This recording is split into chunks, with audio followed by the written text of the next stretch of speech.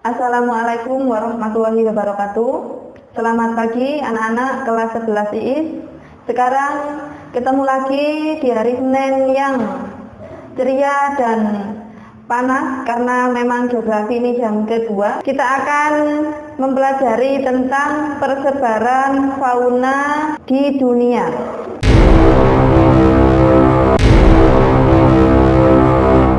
Kalau sebelumnya kita sudah mempelajari persebaran flora di dunia, di antaranya ada yang namanya hutan hujan tropis, kemudian stepa, sabana, kemudian taiga, tundra, hutan musim, hutan gugur. Sekarang kita akan mempelajari persebaran faunanya, persebaran hewannya. Nah, sebelum kita mempelajari wilayah persebaran dan hewan-hewan apa yang ada di masing-masing persebaran di dunia, kita akan mengetahui dulu faktor-faktor apa, penyebabnya apa, kok bisa fauna di permukaan bumi ini itu berbeda-beda di setiap wilayah. Nah, yang pertama adalah faktor-faktor yang mempengaruhi adalah faktor lingkungan. Faktor lingkungan itu adalah faktor yang ada di alam, faktor yang ada di sekitar flora fauna. Nah, yang pertama adalah faktor biotik. Faktor biotik itu adalah manusia. Makhluk hidup seperti manusia, hewan, dan tumbuhan memiliki pengaruh yang sangat besar dalam mempengaruhi persebaran fauna, terutama manusia. Kenapa? Karena manusia itu dilengkapi akal dan pikiran sehingga bisa menciptakan yang namanya ilmu dan teknologi, yaitu iptek, di mana iptek ini sangat bisa mempengaruhi persebaran. Contohnya apa? Hutan. Hutan ini di mana sebagai tempat tinggal fauna. Nah, kalau hutan itu digunakan atau dialihfungsikan menjadi pemukiman atau industri, nah menyebabkan habitat dari fauna itu tidak ada. Nah, kalau tidak ada habitatnya, otomatis membuat fauna atau makhluk hidup yang ada di situ menjadi punah. Nah, seperti itu. Jadi, makanya manusia dalam mengaplikasikan pengetahuan dan teknologi yang ditemukan itu harus bijaksana agar tidak merusak makhluk hidup lainnya, baik flora maupun fauna. Kemudian faktor lingkungan yang berikutnya adalah faktor abiotik. Di antaranya ada iklim, pengaruh suhu sama cuaca, kemudian edafik. Edafik itu kondisi tanah, kesuburan dan lainnya, kemudian air, kemudian topografi, tinggi rendahnya permukaan bumi atau relief. Kondisi iklim sangat mempengaruhi persebaran fauna. Kenapa? Sejak lahir hewan itu diciptakan dengan dilengkapi suatu alat di dalam tubuhnya sehingga bisa mempengaruhi tingkat adaptasi terhadap lingkungan atau habitatnya atau tempat tinggalnya. Kalau hewan-hewan itu atau fauna itu tidak bisa beradaptasi dengan lingkungannya, menyebabkan fauna itu akan mati, bahkan punah. Apa contohnya?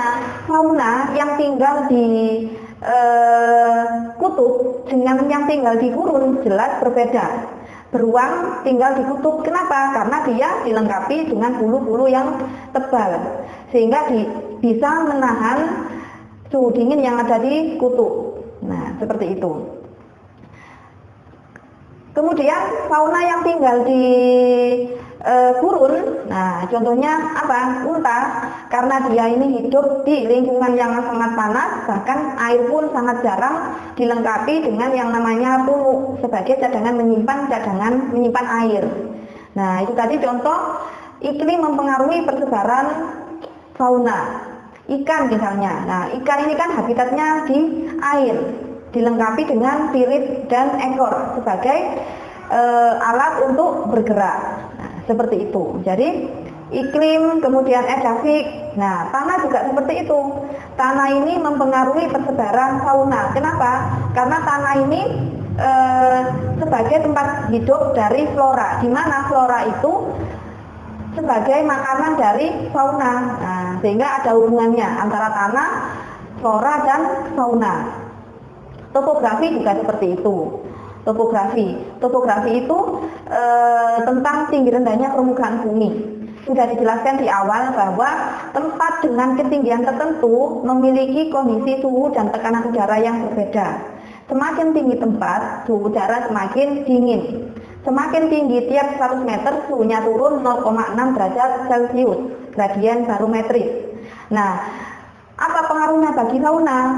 Fauna yang tinggal antara di dataran rendah dengan yang ada di dataran tinggi jelas berbeda. Contohnya jenis kambing. Kambing itu kalau dia tinggal di dataran tinggi, itu bulunya lebih tebal karena bisa menahan dinginnya di habitatnya tersebut. Nah, beda dengan jenis kambing yang tinggal di dataran rendah. Ya, bulunya ya seperti itu, jarang karena memang suhunya sudah panas.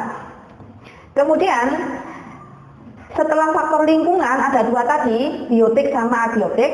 Faktor penyebab persebaran fauna yang kedua adalah faktor sejarah. Yang dimaksud dengan faktor sejarah ini adalah yang namanya sejarah geologi, berhubungan dengan benua. Seperti sudah kita bahas, yang namanya benua itu kan daratan yang sangat luas. Di zaman dulu 200 juta tahun yang lalu, benua-benua ini dulunya menjadi satu, yang namanya Pangea benuanya. Lautnya juga ada satu, yaitu Laut Tethys. Kemudian karena ada suatu kekuatan yang ada di bumi menyebabkan Pangea ini pecah menjadi dua, Laurasia sama Gondwana. Kemudian Laurasia pecah-pecah lagi, Gondwana juga pecah-pecah lagi seperti sekarang ini. Nah, sebelum Laurasia sama Gondwana pecah-pecah menjadi 7 benua yang besar dan ada yang kecil-kecil seperti sekarang ini. Dulunya itu kan sudah ada yang namanya tumbuhan dan hewan-hewan reptil misalnya. Nah, reptil, kemudian jenis ikan, burung, dan sebagainya. Nah, ketika mengalami perpecahan, otomatis faunanya juga mengikuti wilayah pecahnya itu di mana. Nah, sehingga hal ini menyebabkan kenapa fauna di permukaan bumi itu ada yang berbeda, bahkan ada yang mengalami persamaan. Contoh misalnya fauna yang ada di Indonesia di bagian timur Papua itu ada yang namanya kanguru. Nah, itu kan mengalami kemiripan dengan fauna yang ada di Australia. Nah, menurut sejarah biologi, Papua dengan Australia dulunya itu pernah menjadi satu. Nah, sebelum pecah menjadi seperti sekarang ini. Makanya faunanya itu juga mengalami kemiripan, floranya juga seperti itu. Nah, itu yang dimaksud faktor sejarah geologi. Kemudian yang berikutnya ada yang namanya faktor hambatan. Faktor hambatan itu bisa dilihat dari kondisi lingkungan atau habitat, bisa juga dari kemampuan adaptasi di dalam diri fauna itu sendiri. Contoh, habitat air. Nah, yang namanya habitat air itu menjadi kendala bagi makhluk hidup yang tinggal di darat. Daratan menjadi faktor hambatan bagi makhluk hidup di air. Contoh ikan, di mana habitatnya di air. Nah, kalau ikan hidup di darat, otomatis ini mengalami hambatan karena ikan tidak bisa beradaptasi, tidak punya kaki dan sebagainya. Nah, kalau terus seperti itu, makanya ikan mengalami kepunahan, makanya disesuaikan dengan habitatnya. Contoh lagi, hewan yang ada di darat. Kita ambil contoh misalnya kucing. Nah, kucing itu kan hidup di darat dilengkapi dengan alat tubuh dan adaptasi di dalam tubuhnya. Nah, kalau misalkan kucing di habitatnya diganti di air, nah otomatis ya tidak bisa. Nah, itu tadi yang dimaksud dengan faktor hambatan. Adaptasi misalnya, setiap makhluk hidup punya adaptasi di dalam dirinya, baik adaptasi tingkah laku, fisiologis. Dan itu disesuaikan dengan habitatnya sendiri-sendiri. Nah, misalnya bebek, karena bebek ini mencari makannya atau hidupnya juga ada yang berlumpur, makanya di kakinya dilengkapi dengan selaput. Nah, seperti itu. Jadi itu tadi penjelasan tentang faktor penyebab perbedaan atau persamaan fauna di bumi. Kemudian kalau membahas tentang persebaran fauna di bumi atau di dunia, di sini ada yang namanya